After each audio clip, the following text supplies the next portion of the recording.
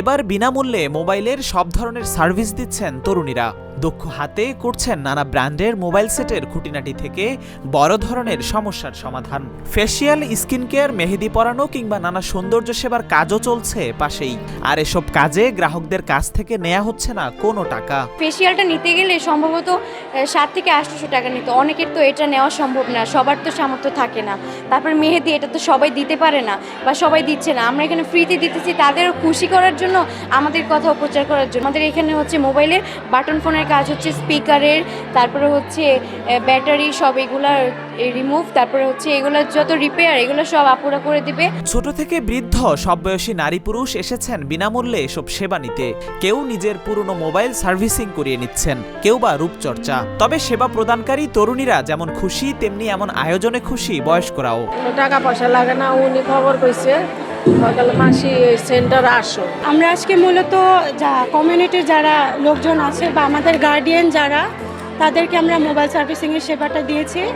আমরা হচ্ছে সোল্ডারিং, রিসোল্ডারিং করেছি, তারপর মোবাইলের ক্লিনিং থেকে শুরু করে স্পিকার, মাইক্রোফোন যাবতীয় বা চার্জে যদি কোনো প্রবলেম হয়ে থাকে সেটাও আমরা তারা সমস্যা সমাধান করে, ফ্রিতে, সম্পূর্ণ ফ্রিতে সেটা সমাধান করে দিয়েছি। আর তারাও স্যাটিসফাই আমাদের সেবা পেয়ে। নিম্ন আয়ের কিংবা অসহায় মানুষদের এসব সেবা দেয়া নারীরাও কাজ শিখেছেন বিনা পয়সায়। মোবাইল সার্ভিসিং, বিউটি সেবা কিংবা সেলাই কাজের প্রশিক্ষণের এমন উদ্যোগ বদলে দিচ্ছে তাদের জীবন।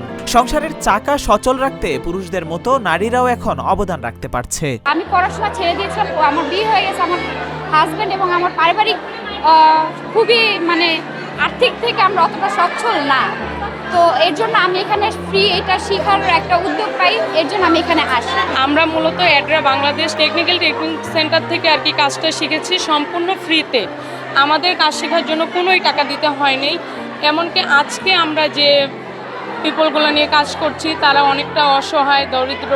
তারা এমনকি পার্লারে গিয়ে যে টাকা দিয়ে যে ওনারা সার্ভিসগুলো নিবে তারা নিতে পারে না।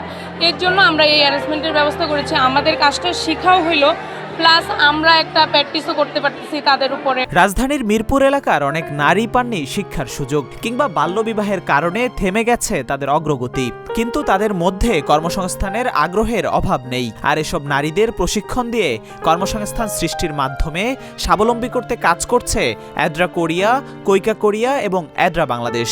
নিজের পায়ে যে দাঁড়িয়ে একটা চাকরি নিব বা কিছু করব এর মতো আমরা ছিলাম না। এই কারণে অ্যাড্রা বাংলাদেশ এরা আমাদের পাশে এসে দাঁড়িয়েছে। আমাদের মতো অসহায় নারীদেরকে নিয়ে ওনারা কাজ করতেছে। আর আমি এইখানে কাজ শিখতে পেরে আমি নিজেকে অনেক ধন্য মনে করতেছি। আমরা যারা ঝরে পড়া অসহায় নারীরা আছি, যেমন আমার বিয়ে হয়ে গেছে, আমার হাজব্যান্ডের ইনকাম কম, আমি যে কারণে আর কি আমার পরিবারের একটু অসচ্ছলতায় ভুগছিলাম, এখন আর কি কাজ শিখতে এসে আমি নিজের পায়ে দাঁড়াইছি। শুধু ঝরে পড়া শিক্ষার্থীরা নয়, বরং অনেক শিক্ষিত বেকার তরুণীরাও কাজ শিখে হয়েছেন স্বাবলম্বী। বিশেষ করে মোবাইল সার্ভিসিং পেশায় পুরুষদের বেশি দেখা গেলেও এবার নারীরাও প্রস্তুত করছেন নিজেদেরকে। স্পিকারের সমস্যা, মাইক্রোফোনের সমস্যা, সিম সমস্যা, নেটওয়ার্ক, আইসিসি, বাটন ফোনে যা যা প্রসেস আছে সব কিছুর উপরে আমরা এটা শিখতেছি। আগে হয়তো আসে নাই বা আগে দেখা যায় নাই, কিন্তু এখন এটাতে আসতেছে আর আমরা দেখে এখানে উৎসাহিত হয়ে এখানে আসছি। আর মেয়েরা ইউনিক কিছু করতে চায়, এটা সবারই একটা ধারণা আছে। যথেষ্ট পরিমাণে শিক্ষিত হওয়ার পরেও কোনো রকম জব পাচ্ছিলাম না, কারণ অভিজ্ঞতা ছিল না। আর এই কাজে আমি এই কাজটা শিখে অভিজ্ঞতাও অর্জন করতেছি, প্লাস আমি কাজটা করার জন্য একটা সক্ষম হচ্ছি নিজে থেকে। নারীরা বেশিরভাগ ক্ষেত্রেই হয়তো একজন নারী টেকনিশিয়ানের কাছে নিজের মোবাইল ফোনটি সার্ভিসিং করাতে স্বাচ্ছন্দ্য বোধ করবে।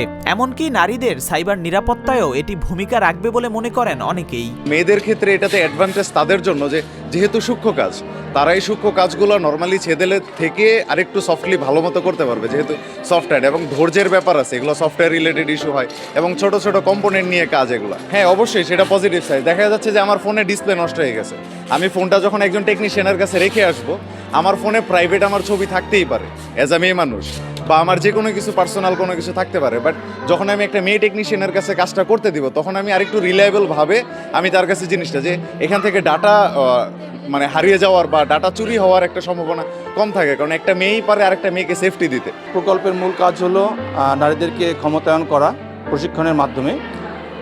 আর এর জন্য আমরা 3 ধরনের প্রশিক্ষণ রেখেছি।